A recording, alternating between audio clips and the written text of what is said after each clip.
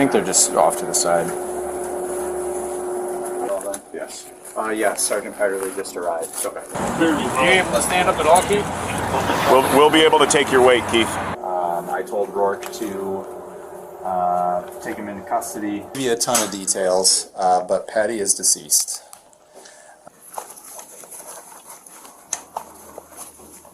On August 30th, 2022, a routine argument between two neighbors in Ann Arbor, Michigan, turned deadly. But what happened afterward was even more disturbing. For 2 days, a man remained inside his neighbor's apartment with her body. Sorry about that. Those shoes look giant on her. I think they're just off to the side.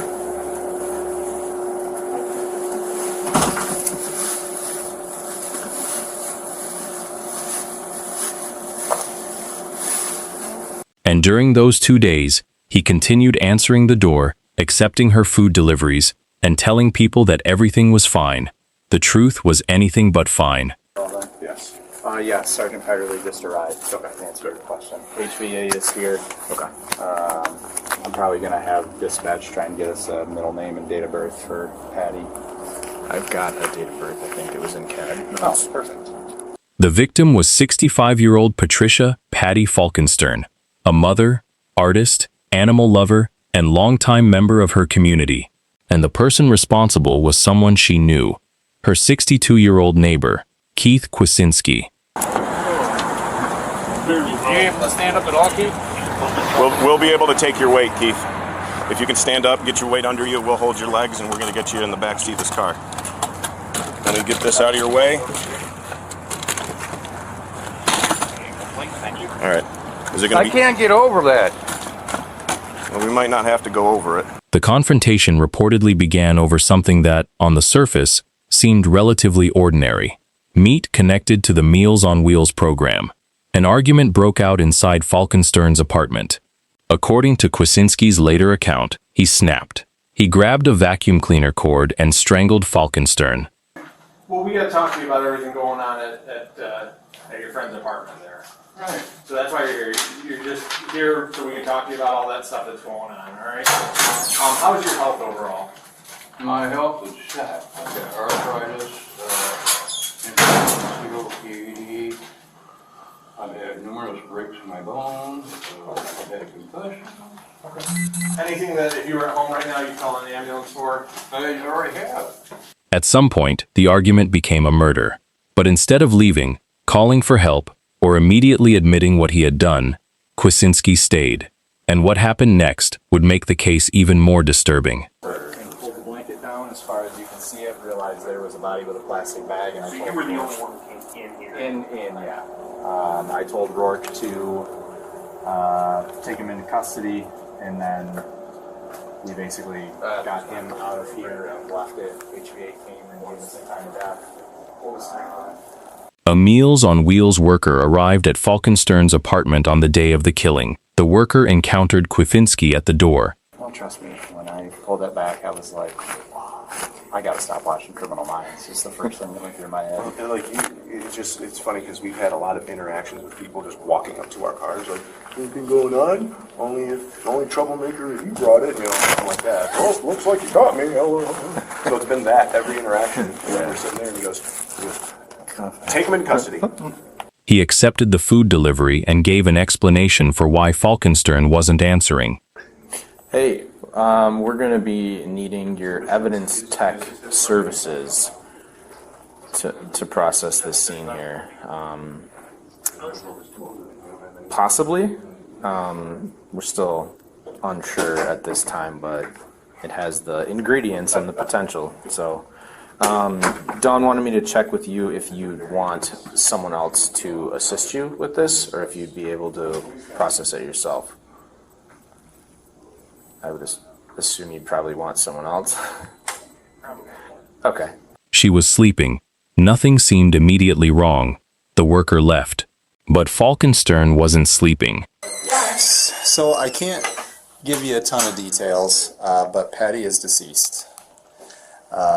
We are going to be conducting an investigation, and I am trying to find out if you guys are aware of any like next of kin, if she had an emergency contact, like a.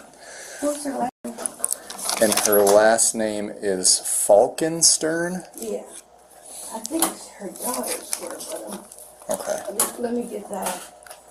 And then the second inquiry that I have is if you would know, is she the sole leaser of that apartment? Yeah. Okay.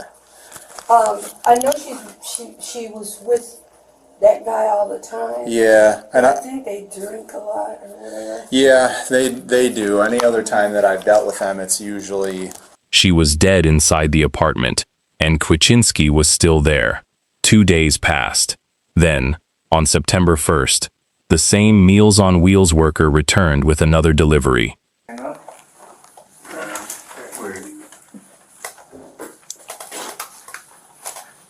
Can I just initial it? Yeah, that's fine. You show me my phone number? I'm sorry? My phone number. No, not yet. We're gonna figure it out. Once again, Kwiecinski answered the door. Once again, he accepted the food. And once again, he said Falkenstern was sleeping. Kwiecinski, Kwiecinski. Stuart's already coming. Inski. Can I repeat that to you? Kwiecinski. Yep. He dropped Stuart off at the station. But this time, something didn't feel right. The worker knew Falkenstern normally accepted her meals herself. You see these brown bags with insure in them?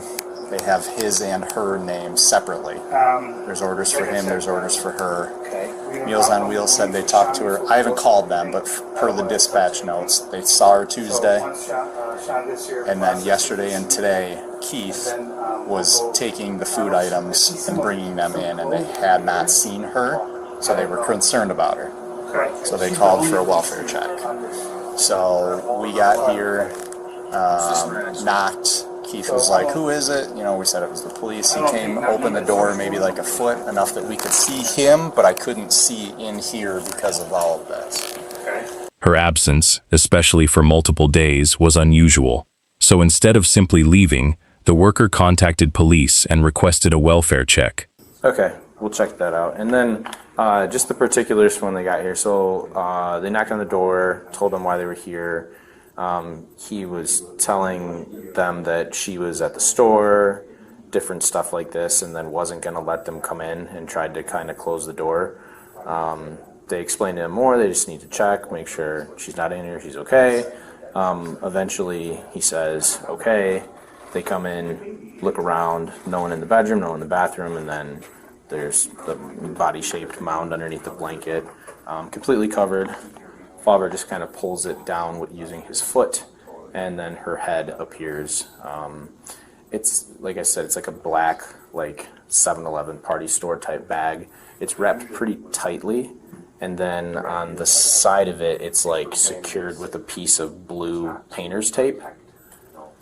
And she's just laying flat on her back, and then she does have this strange, it almost looks like an older healed laceration mark on her neck.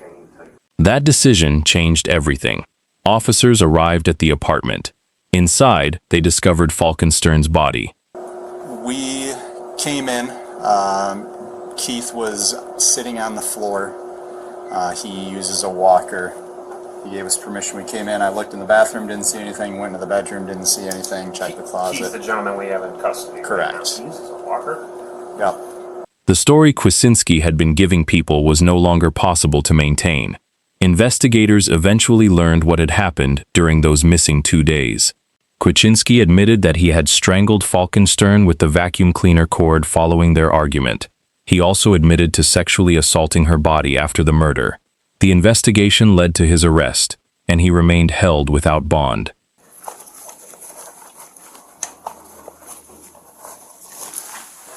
The case eventually moved through the courts. In February 2024, Kwiecinski pleaded no contest to second-degree murder and mutilating a dead body. Then, on April 26, 2024, he appeared before Washtenaw County Trial Court Judge Ariane Slay for sentencing. The punishment was 25 years to life in prison for the murder. All right? Yeah. All right. We'll get you over there. We'll Go ahead get and you put in your there, hands get out in taken care front of, Yeah. But sometimes I can't walk. I don't know when my leg's gonna give out. Okay. Old injuries come back to haunt you. Then you don't heal so fast when you get old. Yeah.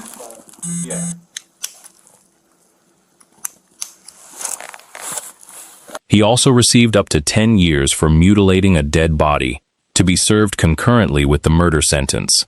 But the courtroom wasn't only about the defendant. It was also about the woman whose life had been taken. Just want to look around, make sure she's not in here, take me 10 seconds, and then we'll be out of here, and just have her call Meals on Wheels when she comes back. Oh, well, she's not here. I said, well, just, we went back and forth for a little while. He's like, well, there's trash I got to take care of, and he said, let me take care of the trash. So he closes the door, and I kept the door open with my foot. I still can't see any of this. Because of this. Right. He moves around. He comes into the kitchen. He scoots back out with this trash can. He put this trash can here. It has one used Q-tip in it. Okay. So I don't know what the purpose of that was. He comes back to the door, and I'm like, hey, we just want to check, and then we'll get out of your hair. I said, is it okay if we come take a walk through? And he said, yeah, sure. Patty Falkenstern had been much more than a victim in a criminal case. She had been an artist. Yeah, they do. Any other time that I've dealt with them, it's usually Patty, well, both of them, but he'll kind of leave the apartment when she passes out and she thinks that something has happened to him, and he's normally just kind of down here having a smoke on the sidewalk or whatever, but we just want to make sure that we have our paperwork in order and that there's not someone else on the lease. She studied at Kendall College of Art and Design and spent time in Manhattan pursuing her passion for art. She worked with painting and pottery, and she also had an interest in acting. Her artwork was displayed at Blank Slate Creamery in Ann Arbor, where she worked for several years. She was also a mother, and her daughter, Ileana Falkenstern, stood before the court to describe what her family had lost. She spoke about birthdays, Christmases, weddings, and grandchildren her mother would never get to experience. No sentence, she said, could undo what had happened. And that is perhaps the most haunting part of this case. The murder wasn't discovered because Kwiecinski confessed. It wasn't discovered because someone witnessed the attack. It was discovered because someone noticed that a woman wasn't behaving normally. Bedroom, didn't see anything, checked the closet. He's the gentleman we have in custody. Correct. He's a walker. Yep. Both of them do. I have never really seen them walk much. He sits out here smoking all the time, right? Yes. With her or without her? Usually she's up here drinking. Anytime that I've dealt with her on patrol, she's a pretty heavy drinker. And she'll pass out and he'll leave. And she wakes up and thinks he's been kidnapped or murdered or whatever. Then she calls 911 because he's missing. And he's just downstairs having a cigarette or whatever. Came in with your father. So Rourke hung out with him at the door. I came in, I saw the blanket which was fully covering her. I just took my foot and pulled the blanket down as far as you can see it, realized there was a body with a plastic bag, and I told you were the Rourke, only one who came in here? Yeah. I told Rourke to take him into custody, and then we basically got him out of here and left it. HVA came and gave us the time of death. What was the time of death? A Meals on Wheels worker simply realized that something was wrong. That small decision to make a phone call ultimately brought police to the apartment and exposed what had happened. Said she was at a couple different locations, tried to not necessarily let you in. Yeah, And so first, he then opened what- the door with no issue, but I kept asking him to come in, and he just was like, well, she's not here, she's not here. Well, where is she? At first, he's like, she's at the store, she probably went to the co-op. And then I asked a couple more times, he's like, well, I don't know where she went. I said, well, you just told me that she went to the store. I call her. I don't have her cell phone. Oh, yeah, I don't have her cell phone. I said, well, do me a favor, let us come in and check, and then when she comes back, you can have her call Meals on Wheels and let them know that she's okay. Okay. And that's when he's like, well, I gotta clean up the trash, and then he moseyed in here, did whatever he was doing with the trash can, came back, I asked him one more time, he's like, yeah, okay, and came in and here. And then he said to Rourke, he goes, I found the body, I didn't know what to do. Kwiecinski is now serving his sentence in a Michigan Department of Corrections facility. He is not expected to be eligible for parole until at least 2049. But for Patty Falkenstern's family, the calendar doesn't erase what happened. A simple argument ended a woman's life, and for 2 days the person responsible remained beside her body, answering the door and pretending that nothing had happened, until one concerned worker decided that something wasn't right.